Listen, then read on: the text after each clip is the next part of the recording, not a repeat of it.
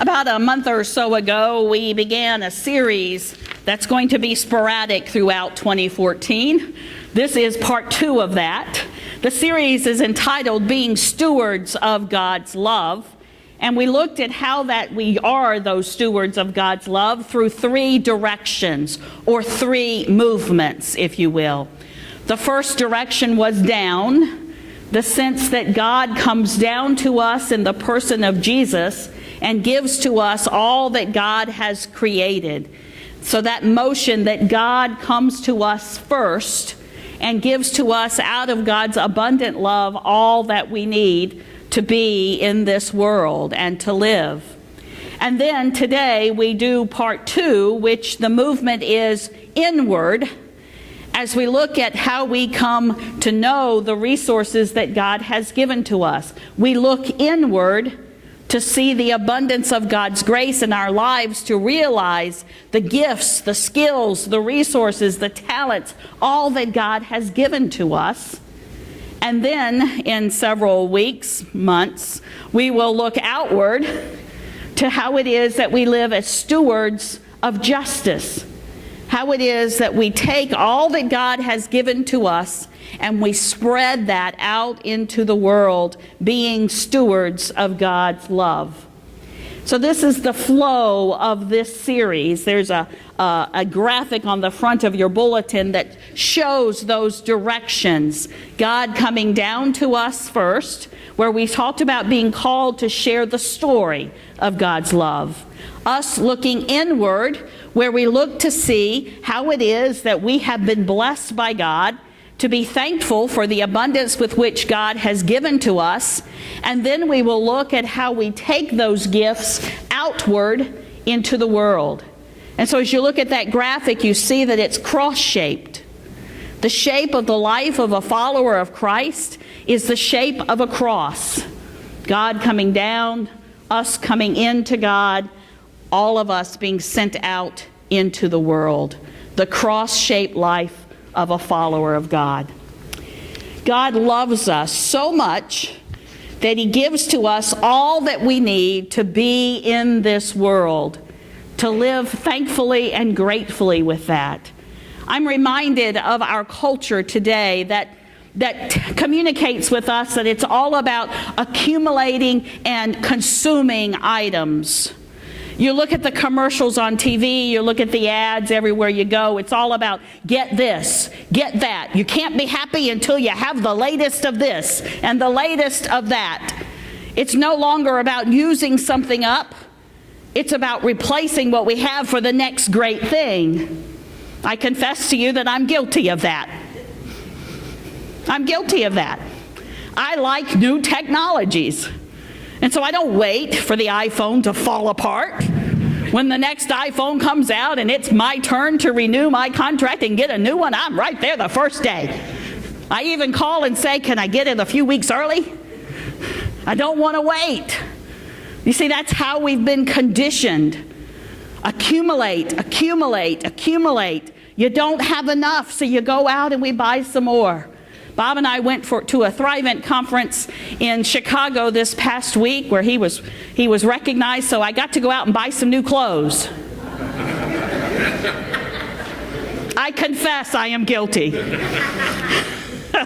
You know, any opportunity to say, well, let me go up to St. Augustine to the outlet malls and see what I can find. Maybe there's something there I just absolutely have to have that will be so perfect for these wonderful evenings of dinner and dancing and all the fun things that we'll get to do.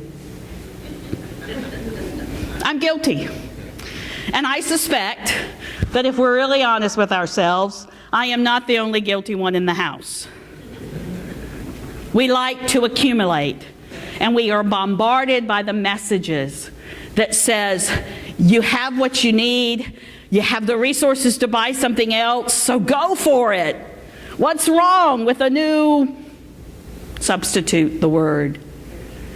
And yet, God's model of stewardship is not about accumulating. We hear the parable of the rich fool, as he's known through the scriptures. the one who accumulates the abundance of his crops. And he has so many crops, he realizes that I don't have a place to store them. So his first decision is to build more barns. I'm just going to save up for the rainy day. So rather than share from the abundance with which he's received, he builds bigger and better barns to put them in. We build bigger and better houses. I fill up a garage, it's time to move. Need a bigger garage, more storage space, something, in order to hold all the stuff that we accumulate. I've even been known to take over Bob's closet. Poor thing. He can't even have a whole closet. It's got to hold my winter things, you see, just in case I might need them sometime. I think about, as I've moved here to Flagler County, one of the first stories I began hearing from people was about the Great Fire of 1998. The time when Flagler County was evacuated because of the wildfires that were encroaching upon the city and literally began to take over parts of our western side of Flagler County. The whole county was evacuated. It makes me think about, what would I do? What would you do? What did you do when you were told you have 10 minutes to clear your house of all the stuff that you have accumulated? What would you put in your car to take with you? I invite you to turn to your neighbor or somebody sitting near you and talk about that for just a minute. If given 10 minutes to pack the car of your most precious possessions, what would you place there? What would you choose to take with you? Talk to your neighbor for a minute.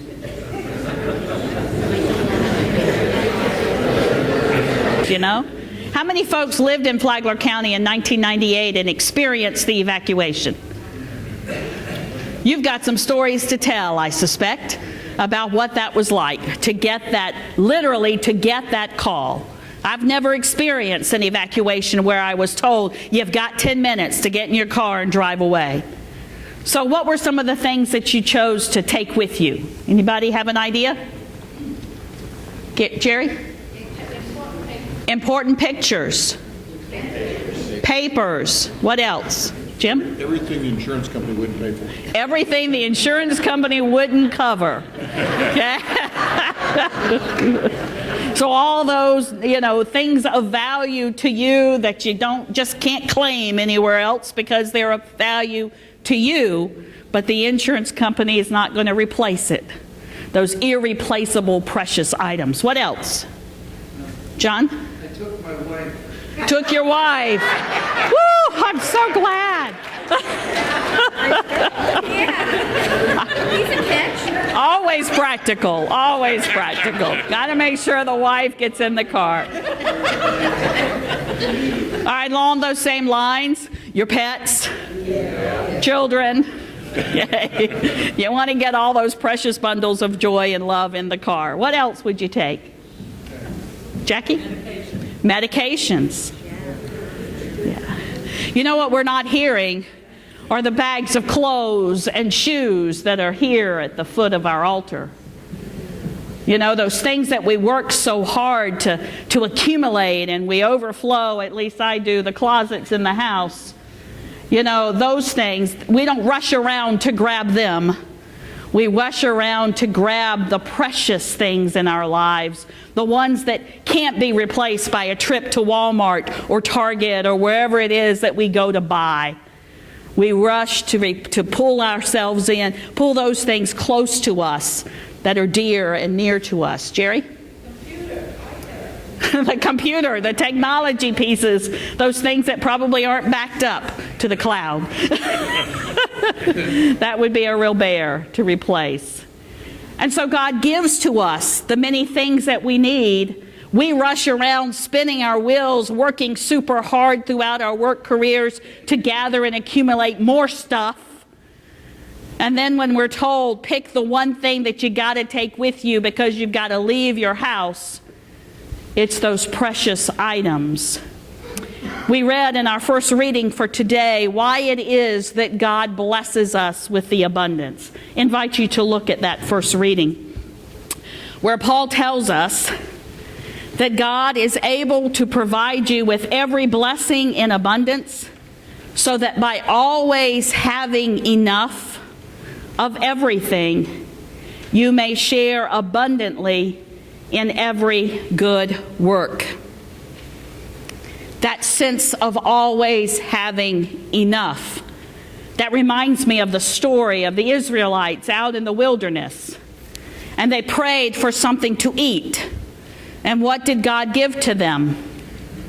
Manna. And what was the stipulation with the manna? Take what you need for today. Well, the people got very concerned about that. God might not be faithful tomorrow. So we got to pick up all of it and store it away. And what happened with the excess of the today? It's spoiled. That sense of having enough. That's a spiritual struggle for me. That sense of having enough and not being worried about needing more. We think of that as a mindset of scarcity. That sense that I have to hold on to what I have, because tomorrow I might not have what I need. And so we accumulate and we hold on to, we hoard. It took a full bin, the big ones that they put at construction sites, on my mother's driveway to empty the excess of her house. Things she hadn't even taken the price tag off. She was so afraid of not having enough that she sought to fill the void in her life by accumulating more. That sense of needing something else to make her happy, to make her whole. Her joy came from accumulating, and every now and then from sharing. But it was more about accumulation. That sense that I'm going to run out, or I have to be purchasing something in order to feel joy and happiness and completeness in my life. That is a spiritual struggle that we might be faced with in our lives today. That sense of our inability to trust that God is going to give us enough. Maybe not more of, but enough. And what does enough look like for you and for me? And that's really a personal thing to think about and to pray about. What does enough look like? Because each of our lives are different. We each have different responsibilities and needs. So what does enough look like? Might be an opportunity for some journaling and some praying to find that sense of what it is, of what it is to have enough. The reason we have what we have, the great benefit and blessings of God, Paul tells us, is to share abundantly in every good work. You see, it's not about expanding what we have as much as it is from the abundance with which God gives us, being grateful for what we receive and being willing to open our hands and to share from that same abundance. It's not about expanding closets and expanding garages and bigger cars and trucks as much as it is about being able to share from that abundance with those who don't have a car, with those who don't have what they need for today. That's why we've been blessed, is so that we can be that sharer of the abundance of God's love. That's what it means to be a steward, to recognize that God owns it all and God gives it all, and we have been blessed to receive it and are called to open our hands, our hearts, our lives to share, so that those who might not have what they need for today can benefit and be blessed through us. Abraham is known to have said, we are blessed to be a blessing. It's how God spoke to Abraham. He said, I'm going to send you out into the world. I'm blessing you with many nations, with all that you need, so that you can be a blessing to others. That's our call as stewards of stuff. Stewards of stuff who share from the abundance with which we've received with those in need. Look at this. Just, a few minutes probably it took to gather together some items to put in a bag.